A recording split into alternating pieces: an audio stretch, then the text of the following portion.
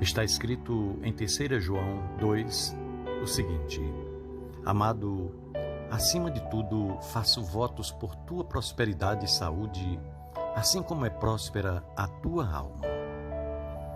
Meu irmão, minha irmã, este versículo bíblico reflete, ao meu entender, não apenas o sentimento do apóstolo João por Gaio, seu amigo e irmão em Cristo, mas revela, sobretudo, a vontade de Deus para todos os filhos de Deus.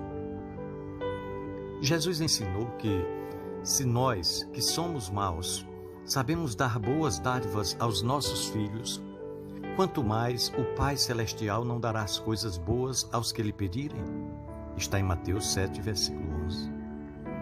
Assim como um pai terreno deseja o melhor para os seus filhos, Deus também deseja o melhor para os seus.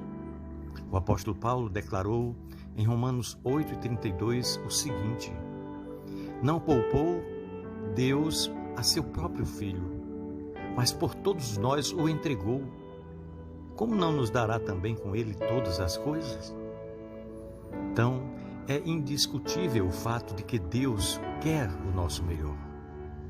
O apóstolo Paulo estava dizendo aos cristãos de Roma que se o Pai Celeste deu o que tinha de melhor, ou seja, seu unigênito Filho Jesus, não há nada que Ele não possa nos dar. Eu creio que Deus deseja nossa prosperidade, o melhor para cada um de nós. Mas a questão é, o que é prosperidade? Sabemos que a palavra prosperar tem sido muito aplicada no sentido material, mas ela reflete a ideia de ir bem em todos os segmentos da vida e em todas as coisas em que nos envolvemos. Prosperar, portanto, não é só ter necessidades materiais supridas, mas significa ir bem na vida espiritual, na vida familiar, na saúde, no trabalho e em todos os outros aspectos da vida. Deus quer que prosperemos e nós mesmos desejamos isto. Mas a prosperidade que experimentaremos do lado de fora, ou seja, nas circunstâncias, está diretamente ligada à prosperidade que nós provamos do lado de dentro, ou seja, na nossa alma, no nosso âmago. O apóstolo João declarou a Gaio: Quero que você seja próspero, assim como é próspera a sua alma. Ou em outras palavras, quero que você prospere tanto quanto sua alma é próspera. Era isso que ele estava falando. Nós podemos dizer que se a alma de Gaio fosse pouco próspera, João estaria desejando que ele fosse tão pouco próspero quanto pouco próspera era a sua alma. Mas sendo ele muito próspero, então o apóstolo estaria dizendo que gostaria que Gaio fosse muito próspero, como muito próspera também era a sua alma. Meus queridos e amados irmãos, entender a prosperidade da alma é um passo importante para se prosperar nas circunstâncias da vida. Uma vez que o que provamos por dentro pode determinar a dimensão do que provaremos por fora. Há um fato que nós não podemos esquecer, é que a prosperidade de fora, ou seja, a prosperidade material, pode se tornar em maldição na vida da pessoa. Tanto nas Sagradas Escrituras quanto na história, nós encontramos exemplos de pessoas que prosperaram exteriormente sem prosperarem interiormente. E o resultado é sempre o mesmo. A bênção acaba se tornando em maldição. Um destes exemplos na Bíblia é o rei Uzias. No segundo livro de Crônicas, capítulo 26, versículo 5, diz que propôs-se buscar a Deus nos dias de Zacarias, que era sábio nas visões de Deus. Nos dias em que buscou ao Senhor, Deus o fez prosperar. Ou seja, com a bênção de Deus, Uzias alcançou aquilo que sozinho jamais teria alcançado. Em 2 Crônicas capítulo 26, versículo 15, a parte B, diz que divulgou-se a sua fama até muito longe, porque foi maravilhosamente ajudado, até que se tornou forte. Mas o seu coração mudou quando alcançou prestígio e poder. As suas conquistas o levaram a agir de forma errada. No versículo 16 de 2 Crônicas 26, diz: mas havendo Uzias já se fortificado, exaltou-se o seu coração para a sua própria ruína e cometeu transgressões contra o Senhor, o seu Deus. Porque a prosperidade circunstancial não foi acompanhada da prosperidade de alma, ou seja, aquilo que deveria ser de fato bom, se tornou algo ruim na vida do rei Uzias. E a história de Uzias se repete na vida de muitas, mas muitas outras pessoas em nossos dias. Nossas igrejas estão repletas de histórias de gente que buscou ao Senhor, alcançou sucesso em sua vida profissional, familiar, mas não se deixou prosperar na alma na mesma proporção em que prosperou nestas outras áreas. O resultado é sempre o mesmo. Não souberam lidar com a sua nova condição. A fama, o prestígio, a promoção, as conquistas e o dinheiro os levaram à ruína.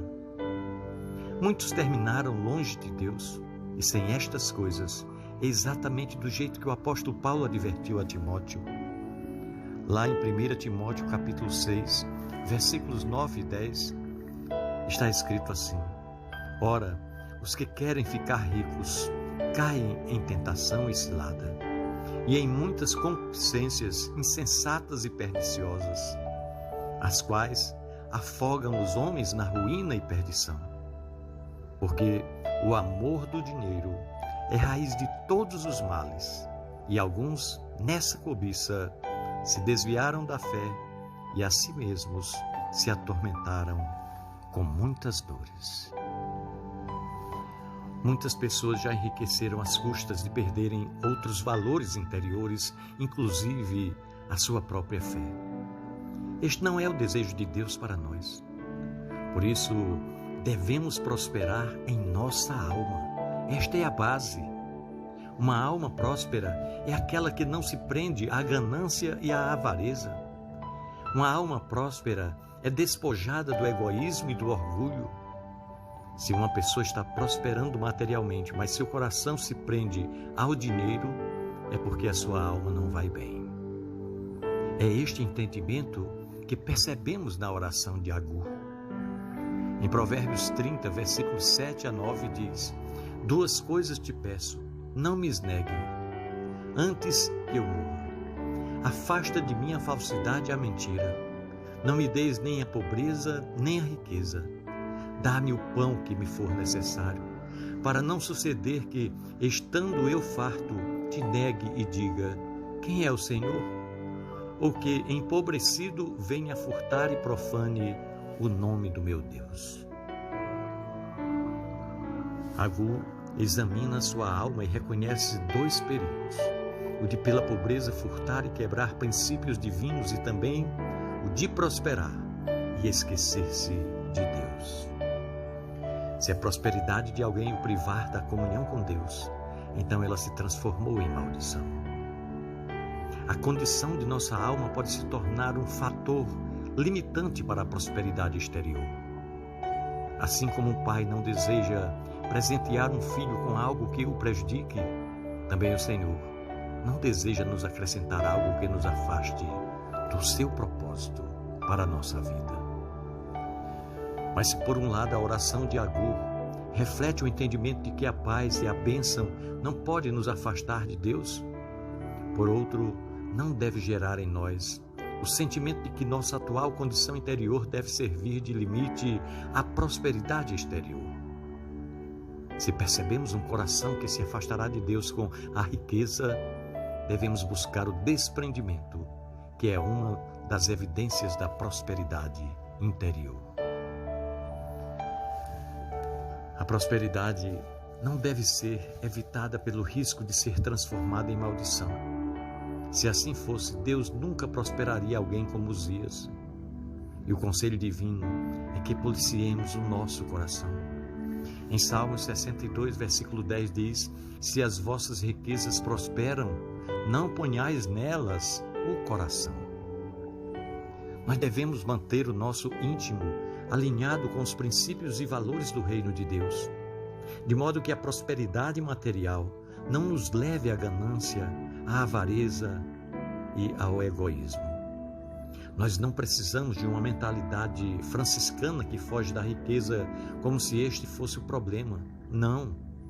Mas devemos permitir que nossa alma seja tratada pela palavra de Deus e pela ação do Espírito Santo. Assim como não fugimos deste mundo, nos trancando num convento para tentarmos nos santificar, escondendo do pecado, também não podemos fugir do dinheiro e da prosperidade para não pecar.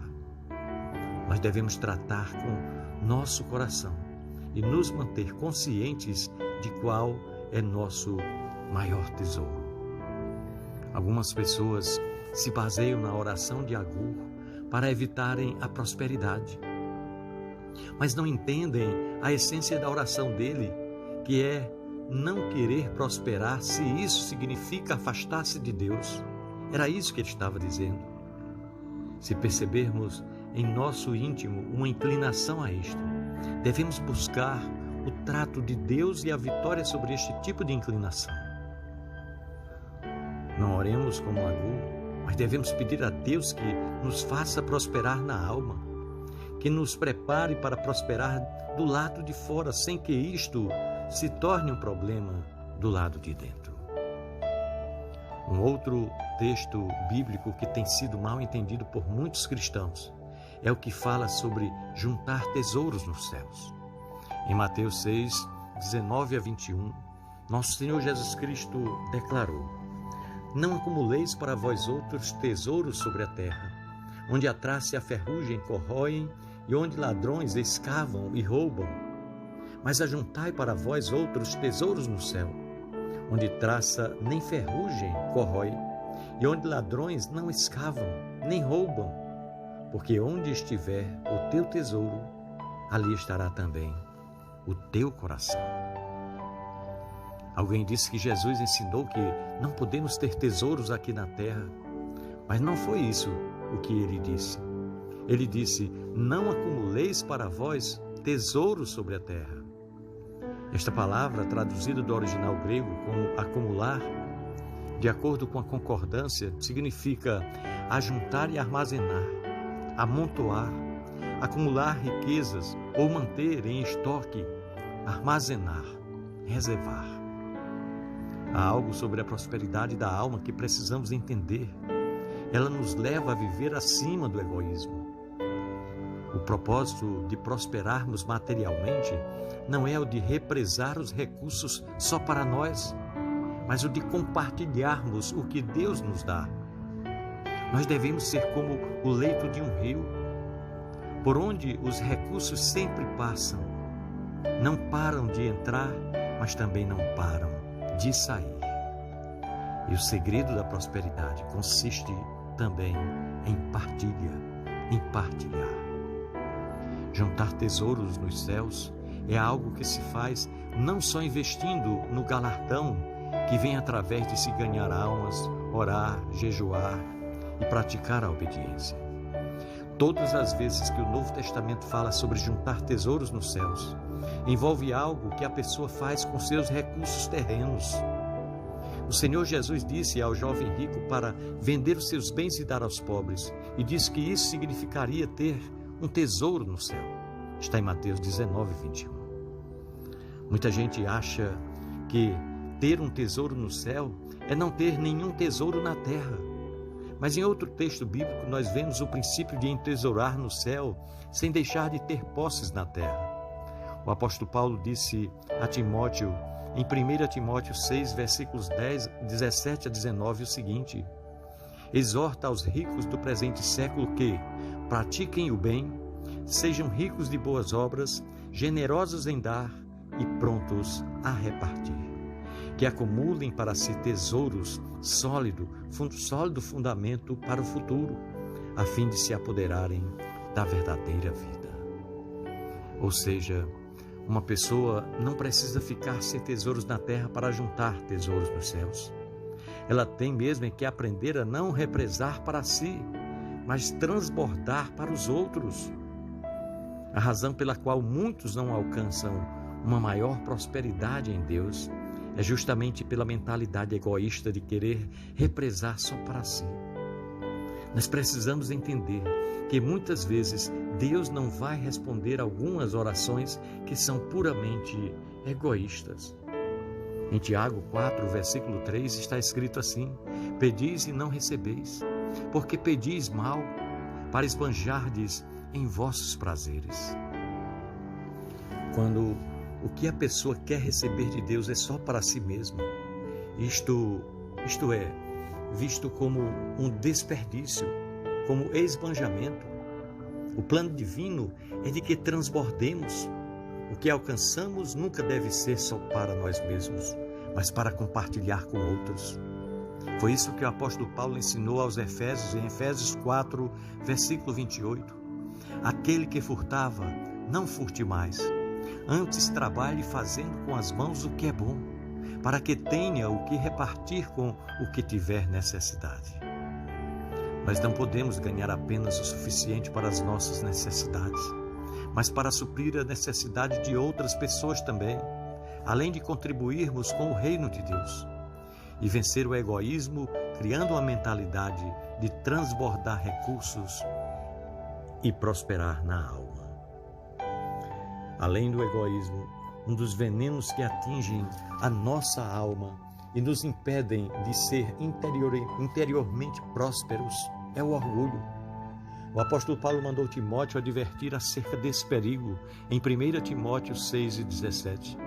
E ele disse: exorta aos ricos do presente século, que não sejam orgulhosos nem depositem a sua esperança na instabilidade da riqueza, mas em Deus, que tudo nos proporciona ricamente para o nosso aprazimento. Uma inclinação normal do ser humano é achar que suas conquistas são fruto de seu esforço e de sua habilidade, e esquecer da intervenção de Deus. Nabucodonosor foi julgado por isso em Daniel 4, 29 a 36. Mas depois de sair de seu estado de loucura, louvou a Deus e falou de como Deus humilha ao que anda na soberba. Está escrito em Daniel 4:37. Agora, pois, eu, Nabucodonosor, louvo, exalto e glorifico ao Rei do céu, porque todas as suas obras são verdadeiras, e os seus caminhos justos, e pode humilhar aos que andam na soberba. Quando colocou seu povo na terra de Canaã, o Senhor também os advertiu a não se tornarem orgulhosos de suas conquistas. Deuteronômio 8, 17 e 18 diz: não digas, pois, no teu coração: a minha força e o poder do meu braço me adquiriram estas riquezas. Antes te lembrarás do Senhor teu Deus, porque é Ele o que te dá forças para adquirires riquezas, para confirmar a sua aliança que, sob juramento, prometeu a seus pais, como hoje se vê. Em Provérbios 16, versículo 18, está escrito que a soberba precede a ruína. Portanto, só poderemos ter prosperidade permanente do lado de fora se a nossa alma prosperar, vencendo o orgulho e trilhando o caminho da humildade. Nós passamos a viver a prosperidade interior quando Deus é o nosso maior valor e quando nós o colocamos com seus valores antes de qualquer outra coisa. Um dos textos bíblicos que melhor reflete este equilíbrio, ou seja, o equilíbrio da prosperidade externa ser proporcional à prosperidade interna, é a declaração do Senhor Jesus Cristo sobre colocar o reino de Deus em primeiro lugar. Em Mateus 6, versículo 33, Jesus disse o seguinte: mas buscai primeiro o reino de Deus e a sua justiça, e todas estas coisas vos serão acrescentadas. Ou seja, se nós prosperamos espiritualmente, nós vamos prosperar também física e materialmente. Que o Senhor nos ajude a alcançar a prosperidade interior para que ela possa ser refletida exteriormente. Pensemos nisso. No amor de Cristo. Amém.